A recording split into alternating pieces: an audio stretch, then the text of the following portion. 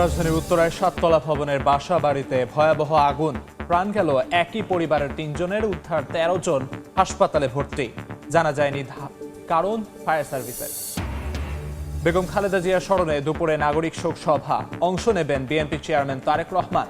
শুধু রাষ্ট্র নয়, জনগণের ক্ষমতাও বাড়াতে হবে বললেন আমির খসরু। এবারে নির্বাচনে তরুণ ভোটার 4.5 কোটি, বেশিরভাগই ভোট দেবেন প্রথমবার। সরকার গঠনে বড় ফ্যাক্টর নতুন প্রজন্মের সমর্থন বলছেন বিশ্লেষক। শিক্ষিকার বাড়ি পড়তে গিয়ে ফিরে আসেনি মেয়ে, খুঁজতে গিয়ে নিখোঁজ হন মাও। কেরানীগঞ্জে 21 দিন পর ফ্ল্যাট থেকে দুজনের মরদেহ উদ্ধার, পুলিশ হেফাজতে 4 জন। এবং কৃত্রিম সংকট দেখিয়ে এলপিজির বাজারে হরিলুট, দ্বিগুণ দামে কিনতে রাজি হলেই মিলছে বিপুল সিলিন্ডার। নানা অজুহাত ব্যবসায়ীদের, সিন্ডিকেটকে দায়ী করছে ভোক্তা অধিকার।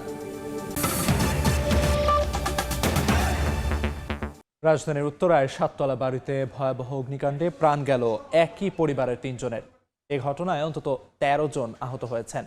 ফায়ার সার্ভিস জানায়, সকাল 7:30টার পরে উত্তরার 11 নম্বর সেক্টরের 18 নম্বর রোডের ওই বাড়ির 2য় তলায় আগুন লাগে। ফায়ার সার্ভিসের 2টি ইউনিট ঘটনাস্থলে পৌঁছে সকাল 10টার দিকে আগুন নিয়ন্ত্রণে আনে। ফ্ল্যাট থেকে এক নারী সহ 3 জনের মরদেহ উদ্ধার করা হয়। এ ঘটনায় আহত 13 জনকে কুয়েত মৈত্রী হাসপাতালে পাঠানো হয়। তবে অগ্নিকাণ্ডের কারণ অনুসন্ধানে কাজ করছে ফায়ার সার্ভিস।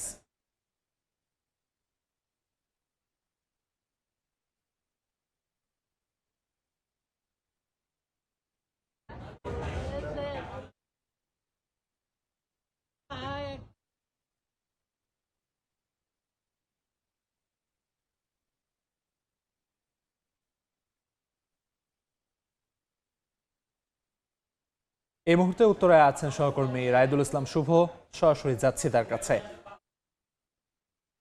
সবশেষ খবর পাওয়া পর্যন্ত এখন পর্যন্ত 5 জনের মৃতদেহ উদ্ধার করা হয়েছে এই অগ্নিকাণ্ড ঘটনা থেকে। এবং আমরা যেমনটা জেনেছি যে গত সকাল 8টার কিছু সময় আগে কিন্তু হচ্ছে এই অগ্নিকাণ্ডের ঘটনাটি ঘটে। এবং যেই সময়টিতে ঘটে আছে, যেহেতু ছুটির দিন ছিল, যে কারণে আসলে সকলেই সেই ভবনটিতে অবস্থান করছিল এবং সকল দরজা জানলা বন্ধ থাকায় ধারণা করা হচ্ছে, ফায়ার সার্ভিস ধারণা করছে সেই জায়গা থেকে এই আগুন লাগা বা আগুন দ্রুত ছড়িয়ে পড়া বা আগুনের সেই ভবন থেকে বের হতে না পারার কারণটা আসলে এই দরজা জানলা বন্ধ থাকার কারণে আসলে কেউ বের হতে পারেনি বলে আসলে আশঙ্কা করা হচ্ছে। এখন পর্যন্ত যে 5 জনের মধ্যে একই পরিবারের 3 জনের মৃতদেহ খবর আমরা পেয়েছি। তার মধ্যে 2 জন দম্পতির একজন সন্তান, আমরা যতটুকু জানতে পেরেছি যে সেই 3 জন একই পরিবারের 3 জন এবং আরও 2 জনের মৃতদেহ উদ্ধার করা হয়েছে। এই ঘটনায় আমরা যেমনটা হতে জেনেছি যে ঘটনাস্থলের থেকে আমরা এই মুহূর্তে হাসপাতালের দিকে যাচ্ছি। হাসপাতালেও কিন্তু আরও 13 জনের মতো ভর্তির খবর আমরা পেয়েছি।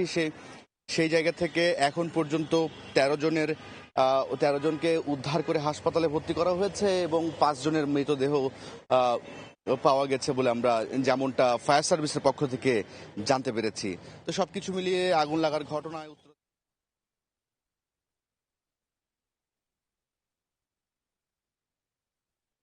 এবং এই যদি কথা বলতে চাই, এখানকার ঘটনায় আরও কিছু ঘটনা কিন্তু এখানে যুক্ত হয়েছে। একই পরিবারের 3 জনের খবর যেমনটা বলছিলাম, তাদের মধ্যে আমরা তার এক কথায় যেই পরিবারের যিনি পুরুষ ছিলেন, তার ভাই শাওনের কাছ থেকে আমরা যেমনটা জানতে পেরেছি এবং তার কাছ থেকে যেমনটা জানতে পেরেছি যে এই ঘটনায় তারা 2 জনই চাকরিজীবী ছিলেন এবং আজকে যেহেতু ছুটির দিন, যে কারণে তাদের যে 2 জন বাচ্চা, সেই বাচ্চাকে নানির বাসায় থাকতো এবং সকালের দিকে গতকালকে রাতে ছোট বাচ্চাটিকে নিয়ে তারা কিন্তু বাসায় ফিরেছিলেন ছুটির দিনে উপলক্ষে। সেই জায়গা থেকে এই সকালে আগুন লাগার ঘটনায় কিন্তু এই 3 জনই আসলে না ফেরার দেশে চলে গেছে। এই দুর্ঘটনায় এখন পর্যন্ত আগুন লাগার কারণটা কি তেমন ভাবে কিন্তু ফায়ার সার্ভিসের কাছে কোনো তথ্য পাওয়া যায়নি। তবে তারা তদন্ত করছে, তদন্ত করে হয়তোবা এই বিষয়টি জানা যাবে যে আগুন কিভাবে লেগেছিল। আরেকটি বিষয় জানিয়ে রাখতে চাই যে সকালের ঘটনায় সেই ভবনটিতে আগুন দ্রুত ছড়িয়ে পড়ার যে কারণটি হিসেবে দেখছে, সেই ঘটনায় কিন্তু এখন পর্যন্ত তারা যেমনটা বলছে যে দরজা জানালা শীতের দিন হওয়ায় কিন্তু বন্ধ ছিল, সেই কারণে আসলে আগুনের এতটা তীব্রতা ছিল, সেই তীব্রতা থেকে কিন্তু কেউই বেরোতে পারেনি বলে যেমনটা ফায়ার সার্ভিসের পক্ষ থেকে বলা হচ্ছে। তো সবকিছু মিলিয়ে এই ছিল আমার কাছে সবশেষ। সরাসরি যুক্ত ছিলাম উত্তরায়। সাবেক প্রধানমন্ত্রী বেগম খালেদা জিয়ার স্মরণে দুপুরে অনুষ্ঠিত হবে নাগরিক শোকসভা। বেলা 2:30টায় জাতীয় সংসদ ভবনের দক্ষিণ প্লাজায় শোকসভা হবে। আয়োজকদের পক্ষ থেকে জানানো হয়েছে এটি কোনো রাজনৈতিক কর্মসূচি নয়, বেগম জিয়ার প্রতি জাতীয় পর্যায়ে শ্রদ্ধা নিবেদনের জন্য মানবিক এই উদ্যোগ। শোকসভায় উপস্থিত থাকবেন বিএনপির চেয়ারম্যান তারেক রহমান সহ জিয়া পরিবারের সদস্যরা। এছাড়া অতিথি হিসেবে থাকবেন বিভিন্ন দলের রাজনৈতিক নেতৃত্ববৃন্দ সহ নানা শ্রেণী পেশার মানুষ। বেগম খালেদা জিয়া 1946 সালের 15 আগস্ট জন্মগ্রহণ করেন, মারা যান গত বছর 30 ডিসেম্বর। তিনবারের এই প্রধানমন্ত্রীর হাত ধরেই সংসদীয় গণতন্ত্রের যুগে পা রাখে বাংলাদেশ।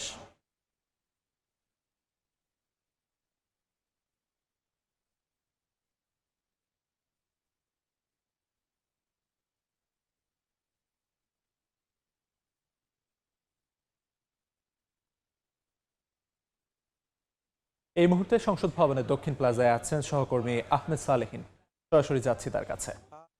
মরহুমা বেগম খালেদা জিয়ার আজকে শোক সভা বা নাগরিক যে শোক সভার আয়োজন করা হয়েছে সংসদ ভবনের দক্ষিণ প্লাজায়, এবং সেটি আজকে দুপুর 2:30টায় শুরু হওয়ার কথা রয়েছে।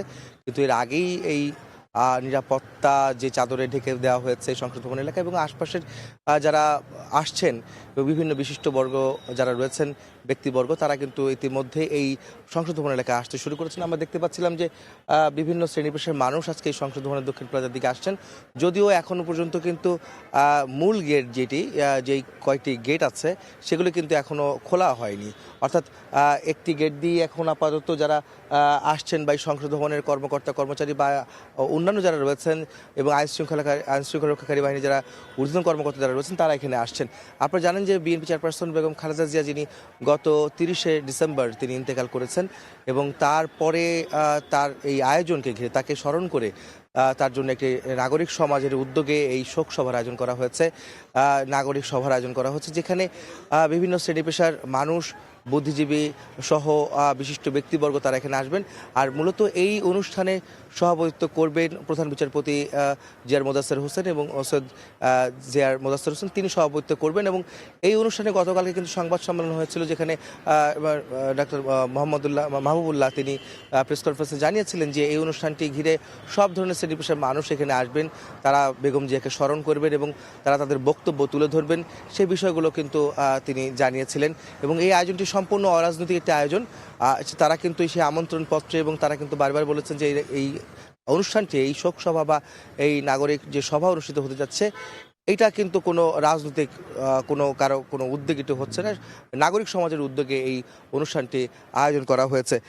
আমরা একটু বলে রাখতে চাই যে আজকে দুপুর 2:30টা নাগাদ এই নাগরিক শোক সভাটি অনুষ্ঠিত যাবে এবং তারপরে আসলে সবাই দক্ষিণ প্লাজায় একটি বিশাল আয়োজন করা হয়েছে। যদিও আমরা এখন ভিতরে প্রবেশ করতে পারিনি, দুপুর 12:30টার পরে আমাদের ভিতরে যাওয়ার অনুমতি দেওয়া হয়েছে এবং তারপরে আমরা আসলে ভিতরের অবস্থাটা বলতে পারবো। তবে বাইরের থেকে যেটুকু দেখা যাচ্ছে তাতে করে যে এখানে বিশাল যে প্যান্ডেল এবং চেয়ার টেবিল যে বসানো এবং যারা গেস্ট অর্থাৎ অতিথি যারা আসবেন তারা কোথায় বসবেন, কোথায় আলোচনা করবেন, সেই বিষয়গুলি কিন্তু এখন ইতিমধ্যে প্রস্তুত করা হয়েছে।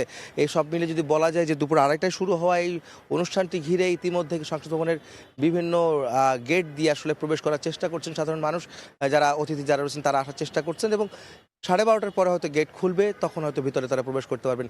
তো এই ছিল আমার কাছে জাতীয় সংসদ ভবনের সামনে থেকে নাগরিক শোক সভার সবশেষ খবর। জাতীয় সংসদ ভবনের সামনে থেকে সবশেষ খবরাখবর জানাচ্ছিলেন সহকর্মী আহমেদ সালেহিন। রাষ্ট্রের ক্ষমতা কমিয়ে জনগণের ক্ষমতা বাড়াতে হবে বলে মন্তব্য করেছেন বিএনপি স্থায়ী কমিটির সদস্য আমির খসরু মাহমুদ চৌধুরী। সকালে চট্টগ্রামে এক অনুষ্ঠানে তিনি কথা বলেন। রাষ্ট্রের ক্ষমতা কমিয়ে জনগণের ক্ষমতা বাড়াতে চাই আমরা। রাষ্ট্র বেশি শক্তিশালী হলে অসুবিধা দেখছেন আমরা চাই সকলের জন্য একটা লেভেল প্লেইং ফিল্ড, সকলের জন্য সমান থাকতে হবে। সেটা চাকরি হোক, বাকরি হোক, লেখাপড়া হোক, ব্যবসা হোক, বাণিজ্য হোক, রাজনীতি হোক। রেইনবো নেশন, রংধনু দেশের কথা বিএনপি ডিক্লেয়ার করেছে এই কারণে যে একটা রংধনুতে সব রং থাকবে, কিন্তু একটা রংধনু, এটা হচ্ছে বাংলাদেশ। বিভিন্ন ধর্ম থাকবে, বর্ণ থাকবে, ইতিহাস থাকবে, সংস্কৃতি থাকবে, ভাষা থাকবে, ত্রয়োদশ জাতীয় সংসদ নির্বাচনে তরুণ ভোটার 4.5 কোটি, যা মোট ভোটারের 35%। বিগত 3টি বিতর্কিত নির্বাচনের পর আসন্ন নির্বাচনে এই বিপুল সংখ্যক ভোটারের বেশিরভাগই প্রথমবার ভোট দিচ্ছেন। রাজনৈতিক বিশ্লেষকরা বলছেন, আগামীতে সরকার গঠন ও রাষ্ট্র সংস্কারে সবচেয়ে বড় ভূমিকায় থাকবেন তরুণ ভোটাররা। কাউসারা চৌধুরী কোমর রিপোর্ট। নির্বাচন কমিশন ঘোষিত তফসিল অনুযায়ী 12 ফেব্রুয়ারি জাতীয় সংসদ নির্বাচন ও গণভোট। নির্বাচন কমিশন গত বছরের 18 নভেম্বর চূড়ান্ত ভোটার তালিকা প্রকাশ করে। সে অনুযায়ী এখন ভোটার 12,76,95,183 জন। জাতীয় যুবনীতি 2017 অনুযায়ী 18 থেকে 35 বছর বয়সী নাগরিকরা যুবক। ভোটারদের বয়স পর্যালোচনা করলে দেখা যায়, আগামী নির্বাচনে তরুণ ভোটার 4.5 কোটির বেশি। এছাড়া প্রায় 2 কোটি ভোটারের বয়স 60 বছর বা তারও বেশি। বিগত 3টি বিতর্কিত নির্বাচনের কারণে 2009 সালের জানুয়ারি থেকে এ পর্যন্ত যারা ভোটার হয়েছেন তাদের অধিকাংশই এবারই প্রথমবার জাতীয় নির্বাচনে ভোট দেবেন। রাজনৈতিক বিশ্লেষকরা বলছেন, আগামীতে সরকার গঠনে সবচেয়ে বড় ফ্যাক্টর হবে তরুণদের ভোট। এই যে দলগুলো জুলাই পরবর্তী সময় তাদের যে কার্যক্রম, তারা কি মেসেজ দিচ্ছে, তারা দেশকে কিভাবে গঠন করতে চায়, কিভাবে গড়তে চায়, এগুলো তারা বিবেচনা নেবে। এই যে এত ব্যাপক সংখ্যক ভোটার, এত ব্যাপক পার্সেন্টেজ, তারা বড় ফ্যাক্টর হবে। তারা যেদিকে ভোট দেবে, আমার ধারণা সেই দল বা সেই দলের প্রার্থীরা জিতে আসবে। তো শিক্ষিত তরুণ তারা প্রার্থীও দেখবে, দলও দেখবে, এই দুটার কম্বিনেশনে দেখবে এবং দলগুলোর পুরনো ইতিহাসও ঘাটবে। আজকাল তো আদর্শিক রাজনীতির আবেদনটা কম। এখন তারা দেখবে যে কোন ক্যান্ডিডেট খুব অ্যাট্রাকটিভ, চিত্তাকর্ষক, এইসব বিষয়গুলো যখন তাদের বিবেচনায় আসতে পারে। তাদের মতে, যেসব রাজনৈতিক দল রাষ্ট্র ও রাজনীতির ইতিবাচক পরিবর্তনের প্রতিশ্রুতি দিবে, তাদের বাক্সে যেতে পারে তরুণদের ব্যালট। ডেমোক্রেসি যেটা না, সেটা বিশ্বাস করে তরুণরা মধ্যে সংখ্যা আসলে কম পাবে। দল না শুধু, এবার তারা ক্যান্ডিডেটকেও জাজ করবে। এটা দেখবে যে কোন দল কিভাবে মেসেজ দিচ্ছে, তাদের এজেন্ডা কি, তাদের ম্যানিফেস্টো কি, তারা দেশকে কিভাবে পাল্টাতে চায়, ওইটা বিবেচনা করেই তারা ভোট দেবে। মানুষের জন্য, দেশের জন্য তারা কি করবে, এই জায়গাটা তারা কিভাবে বলছে, তারা আসলে তাৎক্ষণিকভাবে দেখতে চায় যে কোনটা ভালো, কোনটা মন্দ। আগামী দিনের রাজনীতি ও নির্বাচনে তরুণ ভোটাররাই প্রধান নিয়ামক হিসেবে ভূমিকা রাখতে পারেন বলে মনে করছেন বিশ্লেষকরা। কাউসারা চৌধুরী কুমু, সময় সংবাদ, ঢাকা। সময় সংবাদে আরও থাকছে, সাপ্তাহিক ছুটির দিনে সরগরম বাণিজ্য মেলা। পছন্দের পণ্য কিনতে ঘুরছেন স্টল থেকে স্টলে। দিনভর ভালো বিক্রির আশা। অবসর সময় উপভোগে এসেছেন অনেকে। গৃহশিক্ষিকার বাড়িতে পড়তে যায় মেয়ে, নির্ধারিত সময়ে বাড়ি না ফেরায় খুঁজতে যান মা। নিখোঁজের 21 দিন পর কেরানীগঞ্জের কালিন্দির একটি ফ্ল্যাট থেকে উদ্ধার করা হলো মা মেয়ের মরদেহ। রহস্য উদ্ঘাটনে তদন্তে নেমেছে পুলিশ। জিজ্ঞাসাবাদের জন্য গৃহশিক্ষিকা সহ 4 জনকে পুলিশ হেফাজতে নেওয়া হয়েছে। গত 25 ডিসেম্বর কেরানীগঞ্জের কালিন্দি ইউনিয়নের এই বাড়িতে গৃহশিক্ষিকার কাছে পড়তে আসে স্কুলছাত্রী ফাতেমা। সময় পেরিয়ে গেলেও মেয়ে বাসায় না ফেরায় তাকে খুঁজতে বের হন মা রোকেয়া রহমান। এরপর থেকে খোঁজ পাওয়া যাচ্ছিল না মা ও মেয়ে দুজনেরই। নিখোঁজের 3 সপ্তাহ পর বৃহস্পতিবার সন্ধ্যায় বাড়িটির 2য় তলার একটি ফ্ল্যাটে মিলল তাদের মরদেহ। দুর্গন্ধ ছড়ালে বাড়ির মালিক খবর দেন পুলিশে। পরে পুলিশ এসে খাটের নিচ এবং বাথরুমের ছাদ থেকে উদ্ধার করে মা ও মেয়ের অর্ধগলিত মরদেহ। আজকে তারা আমরা সিসিটিভি তাদের অস্বাভাবিক আচরণ দেখতে পাচ্ছি। তারা দরজা খুলতে চাইছে না। তারপর জোর করে দরজা খোলার পর দেখতেছে গন্ধ। টিপুলানকে ফোন দিয়ে তাড়াতাড়ি পুলিশ আনো। এই পুলিশ আনে তারপর এই আসামি, আমরা এই ভিকটিমকে আসামি সব তাদেরকে আমরা রোকেয়া রহমানের স্বামী শাহিন আহমেদের দাবি, স্ত্রীর সন্তানকে খুঁজতে তিনি বারবার এই বাড়িতে এলেও মালিক পক্ষের কোনো সহযোগিতা পাননি। এমনকি পুলিশও তার অভিযোগে গুরুত্ব দেয়নি বলে ক্ষোভ প্রকাশ করেন। জিডি করতে গেছি, পরে তখন বলতে কি যে আপনাকে আমার শুধু চার্জ করেছিল যে আপনার পারিবারিক কোনো সমস্যা আছে কিনা, এই জন্য তারা চলে গেছে, কোথাও পালাই আছে। 21 দিন পর্যন্ত আমি থানায় 100 বারের উপরে চলে গেছি। যারা এখন বর্তমানে যারা মানে আসামি ধরে, ওনারা ওই গেটের ভিতরে দাঁড়াই বলতেছে কি যে দেখেন স্যার, ওনারা চলে গেছে, ওনার মেয়ে চলে গেছে, এখন আমাদের চার্জ করতেছে। আমরা চলে যাওয়ার পর আমাদের দায়িত্ব আর নাই। পুলিশের দাবি, অভিযোগ পাওয়ার পর থেকেই তারা নিখোঁজদের সন্ধানে তৎপর ছিলেন। আমরা ফুটেজে পাইলাম মেয়েটা বের হয়ে গেছে, যে ঘর থেকে 18টা 39 মিনিটে বের হয়ে গেছে। এই জন্য এরপরে যে ঢুকছিল আমরা সামনের সিসি ক্যামেরা ফুটেজগুলো দেখতে চাইছিলাম যে এই মেয়েটা কোন দিকে মুভমেন্ট করে। মা হচ্ছে এই বাসায় না, মা তার ভাড়াটিয়া বাসা থেকে বের হয়েছে। আমরা ওই সিসি ক্যামেরা ফুটেজ সংগ্রহ করার চেষ্টা করতেছি। এদিকে এই নৃশংস হত্যাকাণ্ডের ঘটনায় শিক্ষিকা সহ 4 জনকে জিজ্ঞাসাবাদের জন্য হেফাজতে নিয়েছে পুলিশ।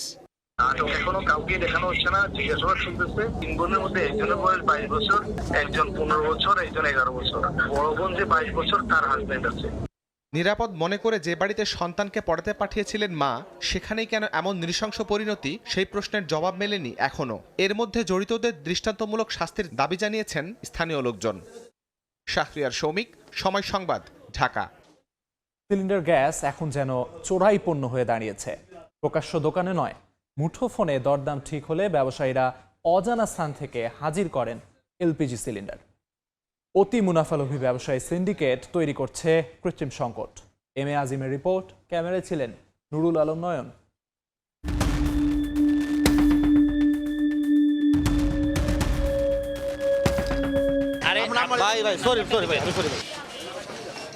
সংকটের দোহাই দিয়ে গ্যাস সিলিন্ডার ব্যবসায়ীদের এ যেন ইঁদুর বিড়াল খেলা। দোকানগুলোতে শুধুই খালি সিলিন্ডার, বলা হচ্ছে গ্যাস নেই। গ্যাসের সংকট, কাস্টমার এসে বারবার বিরক্ত করে, এজন্য গ্যাস বন্ধ রাখছে। তবে মুঠোফোনে দ্বিগুণ দামে মেলে গ্যাস সিলিন্ডার প্রাপ্তির আশ্বাস। আমার কাছে নাই, তবে আমি একটু ট্রাই করে দেখতে পারবো যদি বেশি জরুরি দরকার লাগে। সকালে একজন টাইনা দিয়েছিলাম, 2500 টাকা বিক্রি করছে। একটি দুটি নয়, আসে ভ্যান ভর্তি গ্যাস সিলিন্ডার। তবে সময় টিভির ক্যামেরা দেখে ছুটতে থাকেন দিক বিদিক। আমার হতে হবে, আমার হতে হবে। ওরা ব্যবসা করতে পারে, ব্যবসা করতে পারবেন না কেন? আরে ভাই সরি ভাই, আমি সরি ভাই। কেন? শুধু খুচরা দোকান নয়, এমন ইঁদুর বিড়াল খেলা চলে সরবরাহকারীর গোডাউনেও। গোপনে টঙ্গীর নতুন বাজারের একটি গোডাউনে সময় সংবাদ। সেখানে ভর্তি সিলিন্ডার, পুরোদমে চলছে বেচা বিক্রি। 5 মিনিট পর ক্যামেরা নিয়ে ঢুকতেই লাপাত্তা সব। গোডাউনের দরজায় ঝুলিয়ে দেয়া হয় তালা। কৌশলে ভেতরে ঢুকলে দেখা মেলে গ্যাস ভর্তি সিলিন্ডারের। এবার সংকট নয়, ড্যামারেজের দোহাই দিয়ে দাম বৃদ্ধির দাবি সরবরাহকারীর। সমস্যা হইল কি, আমাদের একটা গাড়ি গেলে আপনার 10 দিন 12 দিন বসে থাকে, ওইটার একটা ড্যামারেজ দিতে হয়। যেমন কিছুদিন আগে আরো 4 তারিখে না 5 তারিখে একটা গাড়ি পেয়েছিলাম, প্রায় 60,000 টাকা ড্যামারেজ দিছি। নিত্য প্রয়োজনীয় সিলিন্ডার গ্যাস নিয়ে এমন অবস্থা চলছে দেশ জুড়ে। দোকানে পাইবেন না, ফোনে ফোনে যোগাযোগ করে পাইবেন। 2200, 2000, 2500 যার টন যা নিয়ে পারে। দোকান ভর্তি খালি সিলিন্ডার, বলা হচ্ছে গ্যাস সিলিন্ডারের সংকট। অথচ বাড়তি টাকা দিলে ঠিক দোকানের সামনে থেকেই মিলছে গ্যাস সিলিন্ডার। কৃত্রিম এ সংকটের কারণ আসলে কি, সে প্রশ্নেরই উত্তর মেলাবো আমরা। 12 কেজির একটি সিলিন্ডার গ্যাস নির্ধারিত দামে বিক্রি করলে খুচরা ব্যবসায়ীর লাভ হয় 50 টাকা। এতে একজন খুচরা বিক্রেতা প্রতিদিন 200 সিলিন্ডার বিক্রি করলে লাভ হয় 10,000 টাকা। তবে সংকট ধরে রেখে বিক্রি করলে প্রতিটিতে লাভ করতে পারেন 800 থেকে 1000 টাকা। এতে লাভের অঙ্ক দাঁড়ায় 1.5 থেকে 2 লাখ টাকা। সে হিসেবে সংকট ধরে রেখে সারা দেশে 4 কোটি গ্রাহকের থেকে লাভ করছেন প্রায় 32,000 কোটি টাকা। এভাবে ভোক্তার পকেট কাটলেও ভোক্তা অধিদপ্তর বলছে একটি বড় সিন্ডিকেট কাজ করছে সংকট তৈরির পেছনে। সুযোগটা নিয়েছে কিছু অসৎ ব্যবসায়ী, দেখা যাচ্ছে তারা হয়তো কোনো জায়গায় মজুদ রয়েছে, তাদের মজুদ রয়েছে যারা বেশি টাকা দিচ্ছে তারা ঘেঁষ পাচ্ছে। এই বিষয়টা এবং সংকট সরবরাহ সবকিছু মিলিয়ে একটা বিষয় জড়িত। এলপিজি আমদানি নিয়ে পিআইডির তথ্য বলছে গত নভেম্বর মাসে 1,05,000 মেট্রিক টন এলপি গ্যাস আমদানি করা হয়। তখনও সংকট হয়নি। তবে পরের মাসে আরও 22,000 মেট্রিক টন বেশি গ্যাস আমদানি হলেও শুরু হয় সংকট। এম এ আজিম, সময় সংবাদ, ঢাকা। সময় সংবাদে আরও থাকছে, ট্রাম্পের হুমকির মধ্যে গ্রিনল্যান্ডে সেনা পাঠাচ্ছে ইউরোপের বিভিন্ন দেশ। যুক্তরাষ্ট্রের অধিগ্রহণে প্রভাব ফেলবে না, সাফ জানালো হোয়াইট হাউস। আজ পবিত্র শবে মেরাজ, মহিমান্বিত এই রাত ইবাদত বন্দেগীর মধ্য দিয়ে পালন করবেন ধর্মপ্রাণ মুসলমানরা।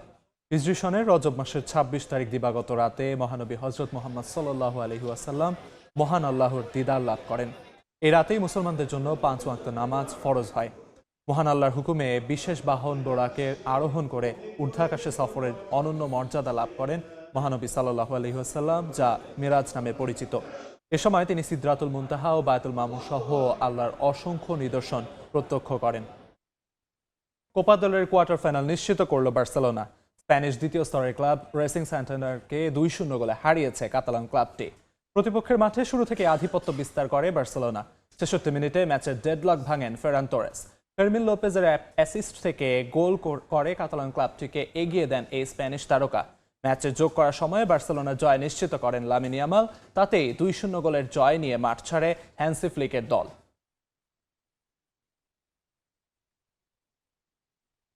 সময় সংবাদের শীর্ষ সংবাদগুলো জানিয়ে দিচ্ছি আরেকবার।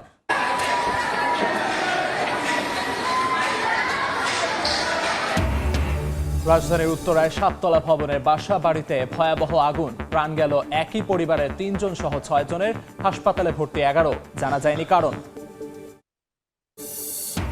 শিক্ষিকার বাড়ি পড়তে গিয়ে ফিরে আসেনি মেয়ে, খুঁজতে গিয়ে নিখোঁজ হন মাও। কেরানীগঞ্জে 21 দিন পর ফ্ল্যাট থেকে 2 জনের লাশ উদ্ধার, পুলিশ হেফাজতে 4 জন। এবং বেগম খালেদা জিয়ার স্মরণে দুপুরে নাগরিক শোক সভা। অংশ নেবেন বিএনপি চেয়ারম্যান তারেক রহমান। শুধু রাষ্ট্র নয়, জনগণের ক্ষমতাও বাড়াতে হবে বললেন আমির খসরু।